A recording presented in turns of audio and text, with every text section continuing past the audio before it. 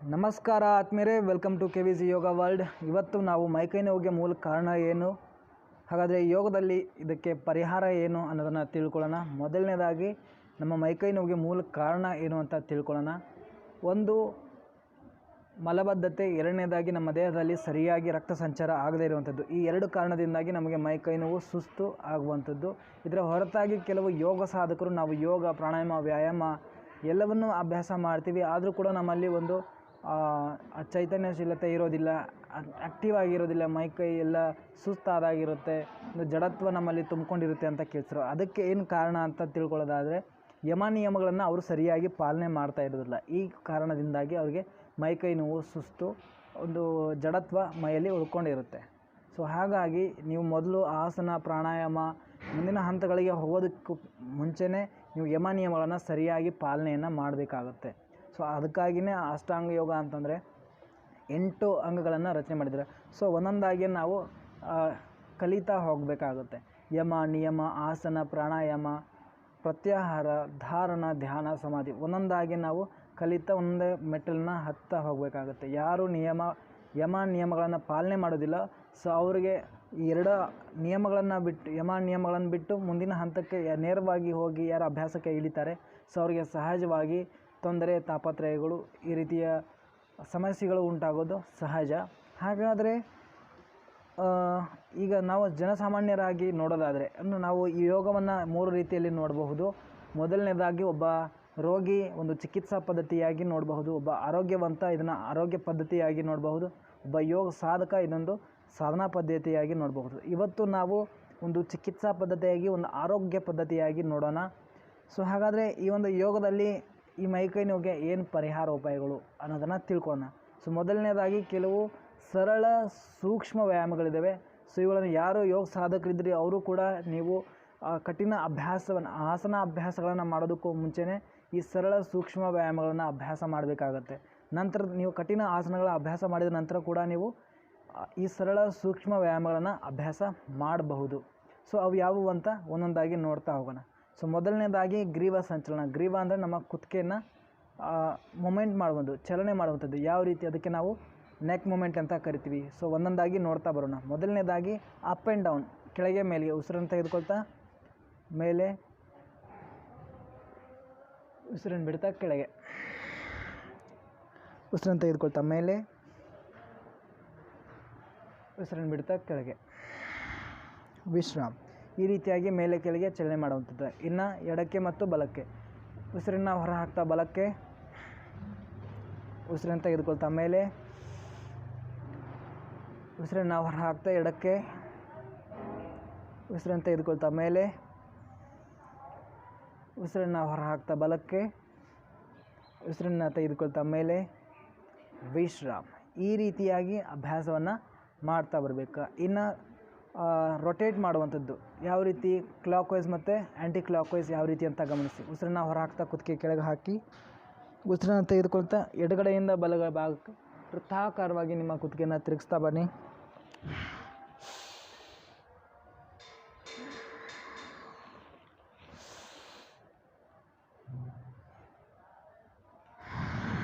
ವಿಶ್ರಾಮ್. ಈ ರೀತಿಯಾಗಿ ನಾನು ನಿಮಗೆ ಸಾಂಕೇತಿಕವಾಗಿ 2-3 ಬಾರಿ ಮಾತ್ರ ತೋರಿಸ್ತಾ ಇದ್ದೇನೆ. ನೀವು ಮನೆಯಲ್ಲಿ ಹೆಚ್ಚು ಹೆಚ್ಚು ಅಭ್ಯಾಸವನ್ನು ಮಾಡ್ತಾ ಹೋಗ್ಬೇಕು. ಈಗ ಆ್ಯಂಟಿ ಕ್ಲಾಕ್ ವೈಸ್ ಗಮನಿಸಿ. ಬಲದಿಂದ ಎಡಕ್ಕೆ ವೃತ್ತಾಕಾರವಾಗಿ ತಿರುಗಿಸ್ತಾ ಬನ್ನಿ.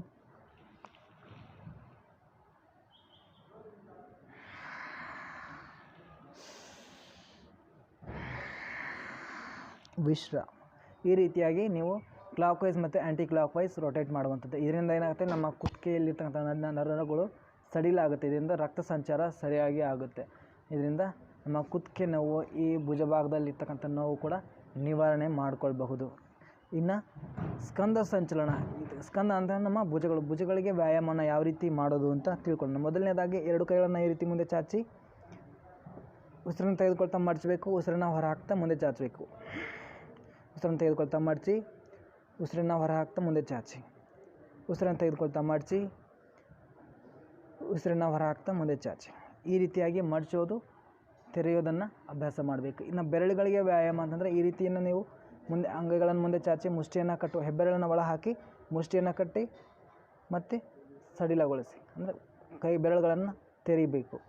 ಮತ್ತು ಮುಷ್ಟಿಯನ್ನು ಕಟ್ಟಿ ಮತ್ತು ತೆರಿಬೇಕು. ಈ ರೀತಿಯಾಗಿ ನೀವು ಫಾಸ್ಟಾಗಿ ಅಭ್ಯಾಸವನ್ನು ಮಾಡುವಂಥದ್ದು. ಸೊ ಈ ರೀತಿ ಮಾಡೋದ್ರಿಂದ ನಿಮ್ಮ ಬೆರಳುಗಳೇ ವ್ಯಾಯಾಮ ಆಗುತ್ತೆ. ರಕ್ತ ಸಂಚಾರ ನಿಮ್ಮ ಬೆರಳು ತುದಿಯಿಂದ ಹಿಡಿದು ನಿಮ್ಮ ಈ ತೋಳಿನವರೆಗೂ ರಕ್ತ ಸಂಚಾರ ಚೆನ್ನಾಗಾಗುತ್ತೆ. ಸ್ನಾಯುಗಳು ಬಲಯುತ, ಕೈಗಳಲ್ಲಿರ್ತಕ್ಕಂಥ ಸ್ನಾಯುಗಳು ಬಲಯುತ ಆಗ್ತದೆ. ಇನ್ನು ನಾವು ಫಾರ್ವರ್ಡ್ ಮತ್ತು ಬ್ಯಾಕ್ವರ್ಡ್ ರೊಟೇಷನ್, ನಮ್ಮ ಭುಜಗಳನ್ನು ಯಾವ ರೀತಿ ರೊಟೇಟ್ ಮಾಡೋದು ಅಂತ ನೋಡೋಣ. ಮೊದಲನೇದಾಗಿ ಎರಡೂ ಭುಜಗಳನ್ನು ಈ ರೀತಿ ನಿಮ್ಮ ಎರಡೂ ಹಸ್ತಗಳನ್ನು ನಿಮ್ಮ ಭುಜದ ಮೇಲೆ ಈ ರೀತಿ ಇಟ್ಕೊಳ್ಳಿ. ಸೊ ಈಗ ಮುಂದುಗಡೆಗೆ ಉಸಿರನ್ನು ಹೊರ ಹಾಕ್ತಾ ಮುಂಭಾಗದಿಂದ ರೊಟೇಟ್ ಮಾಡಿ. 1 2 3. ಈಗ ರಿವರ್ಸ್, ಮುಂದಿನಿಂದ ಹಿಂದಕ್ಕೆ 1. ಸೊ ರೊಟೇಟ್ ಮಾಡುವಾಗ ಈ ರೀತಿ ಮೊಣಕೈಗಳು ಒಂದಕ್ಕೊಂದು ತಾಕಬೇಕು. 2 3. ವಿಶ್ರಾಮ್. ಈ ರೀತಿಯಾಗಿ ನೀವು ಭುಜಗಳನ್ನು ರೊಟೇಟ್ ಮಾಡೋದ್ರಿಂದ ನಿಮ್ಮ ಭುಜದ ಸಮಸ್ಯೆ ಕೂಡ ನಿವಾರಣೆ ಆಗ್ತದೆ. ಇನ್ನು ಕಟ್ಟಿ ಅಂದರೆ ಬೆನ್ನಿಗೆ ಯಾವ ರೀತಿ ವ್ಯಾಯಾಮ ಮಾಡೋಣ ಅಂತ, ಸೊಂಟಕ್ಕೆ ಯಾವ ರೀತಿ ವ್ಯಾಯಾಮವನ್ನು ಮಾಡೋದು ಅಂತ ನೋಡೋಣ ಬನ್ನಿ. ಎರಡೂ ಕೈಗಳನ್ನ ಈ ರೀತಿ ನಿಮ್ಮ ಎದೆಯ ಮುಂಭಾಗದಲ್ಲಿ ಇರಿಸಿ. 1 2 3 1 2 3 1 2 3. ವಿಶ್ರಾಮ್. ಈ ರೀತಿ ಅಭ್ಯಾಸ ಮಾಡೋದ್ರಿಂದ ನಿಮ್ಮ ಪುಪ್ಪುಸಗಳು ಬಲಯುತ ಆಗುತ್ತೆ. ನಿಮ್ಮ ಈ ಏನು ಪಕ್ಕೆಲುಬುಗಳೆಲ್ಲ ಸಡಿಲ ಆಗುತ್ತೆ. ಇಲ್ಲಿ ಮಾಂಸಖಂಡಗಳು ಸಡಿಲ ಆಗುತ್ತೆ, ರಕ್ತ ಸಂಚಾರ ಚೆನ್ನಾಗಾಗುತ್ತೆ. ಸೊ ನಿಮ್ಮ ಎದೆ ಕೂಡ ವಿಸ್ತಾರ ಆಗುತ್ತೆ. ನಿಮ್ಮ ಎದೆ ನೋವು ಕೂಡ ನಿವಾರಣೆಯನ್ನು ಮಾಡಿಕೊಳ್ಬಹುದು. ಇನ್ನು ಮತ್ತೆ ಯಾವ ರೀತಿ ಅಭ್ಯಾಸವನ್ನು ಮಾಡಬಹುದು ಅಂತ ನೋಡೋದಾದರೆ, ಎರಡೂ ಕೈಗಳನ್ನು ಈ ರೀತಿ ಮುಂದೆ ಚಾಚಿ ಉಸಿರನ್ನು ಹೊರ ಹಾಕ್ತಾ ನಿಮ್ಮ ಬಲಕ್ಕೆ ಹಿಂದೆ ಈ ರೀತಿ ತಿರುಗಿಸುವಂಥದ್ದು. ಅದೇ ರೀತಿ ಮತ್ತು ಎಡಕ್ಕೆ.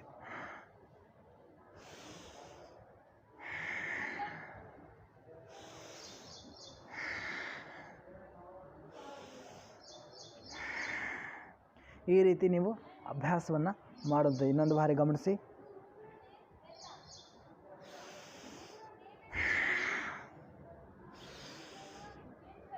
ವಿಶ್ರಾಮ್. ಈ ರೀತಿ ಎಡಕ್ಕೆ ಮತ್ತು ಬಲಕ್ಕೆ ನೀವು ಅಭ್ಯಾಸವನ್ನು ಮಾಡುವಂಥದ್ದು.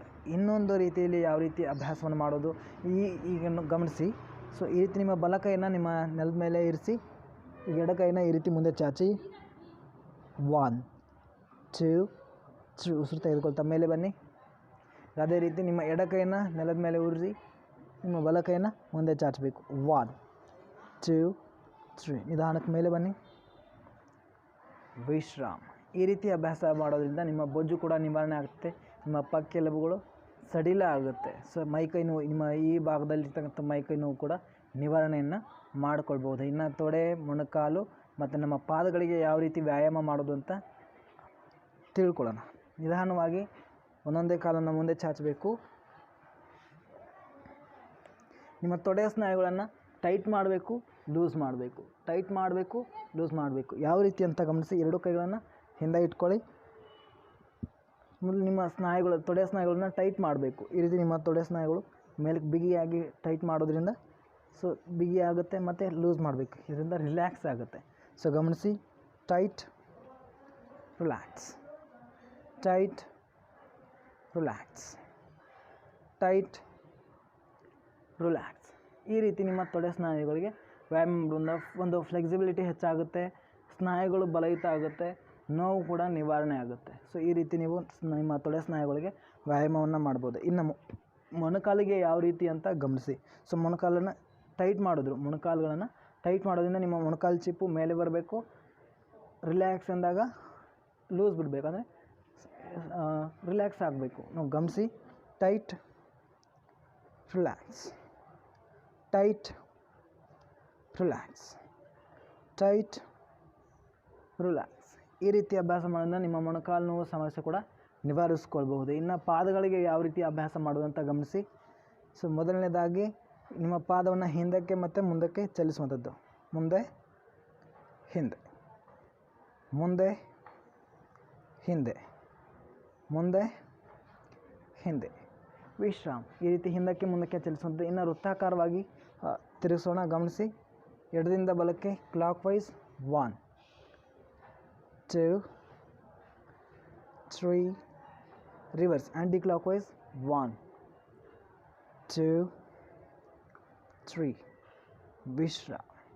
ಈ ರೀತಿಯಾಗಿ ನಿಮ್ಮ ಪಾದಗಳಿಗೆ ವ್ಯಾಯಾಮ ಮಾಡೋದ್ರಿಂದ ನಿಮ್ಮ ಈ ಹಿಮ್ಮಡಿ ಭಾಗ ಮತ್ತು ಈ ಆ್ಯಂಕಲಲ್ಲಿ ಸಮಸ್ಯೆಗಳು ನೋವುಗಳು ಕಾಣಿಸ್ಕೊಂಡ್ರೆ ನೀವು ಈ ರೀತಿ ಅಭ್ಯಾಸ ಮಾಡೋದ್ರಿಂದ ನಿಮ್ಮ ನೋವನ್ನು ನಿವಾರಣೆ ಮಾಡ್ಕೊಳ್ಬಹುದು. ಈ ರೀತಿ ಅಭ್ಯಾಸಗಳನ್ನು ಮಾಡೋದ್ರಿಂದ ರಕ್ತ ಸಂಚಾರ ಚೆನ್ನಾಗಾಗುತ್ತೆ.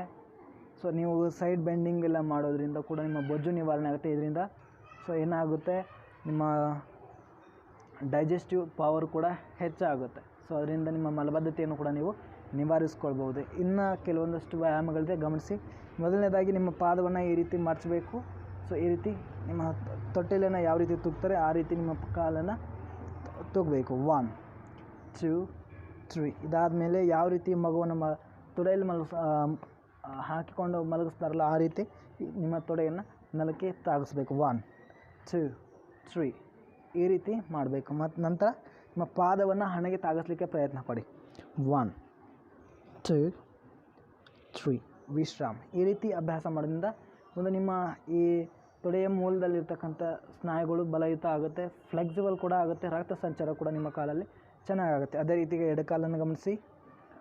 1 2 3 1 2 3 ನೆಕ್ಸ್ಟ್ 1 2 3 ವಿಶ್ರಾಮ, ರಿಲ್ಯಾಕ್ಸ್.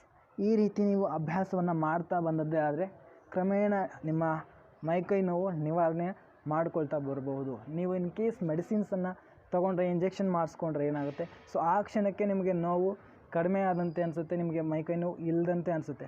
ಬಟ್ ಆ ಮೆಡಿಸಿನ್ದು ಅಥವಾ ಇಂಜೆಕ್ಷನ್ ಪವರ್ ಹೋದ ತಕ್ಷಣ ಮತ್ತೆ ನಿಮಗೆ ಮೈಕೈ ನೋವು ಶುರುವಾಗುತ್ತೆ. ಸೊ ಹಾಗಾಗಿ ನೀವು ಯೋಗ ಆಯುರ್ವೇದ ಪದ್ಧತಿಯನ್ನು ಅಭ್ಯಾಸ ಮಾಡೋದ್ರಿಂದ ಸೊ ನೀವು ಶಾಶ್ವತವಾಗಿ ನಿಮ್ಮ ಸಮಸ್ಯೆಗಳನ್ನು ನಿವಾರಣೆ ಮಾಡಿಕೊಳ್ಬೋದು. ಹಾಗಾದರೆ ಸ್ನೇಹಿತರೆ, ಇದುವರೆಗೂ ನೀವು ಮೈಕೈ ನೋವಿಗೆ ಏನು ಕಾರಣ ಮತ್ತು ಹಾಗೆ ಯೋಗದಲ್ಲಿ ಏನು ಪರಿಹಾರ ಉಪಾಯಗಳಿದೆ ಅಂತ ತಿಳ್ಕೊಂಡ್ರಿ. ಮತ್ತೆ ಮುಂದಿನ ವಿಡಿಯೋದಲ್ಲಿ ಮತ್ತೊಂದು ಅಭ್ಯಾಸದೊಂದಿಗೆ ಭೇಟಿ ಆಗೋಣ. ಸೊ ಅಲ್ಲಿವರೆಗೂ ನಮಸ್ಕಾರ.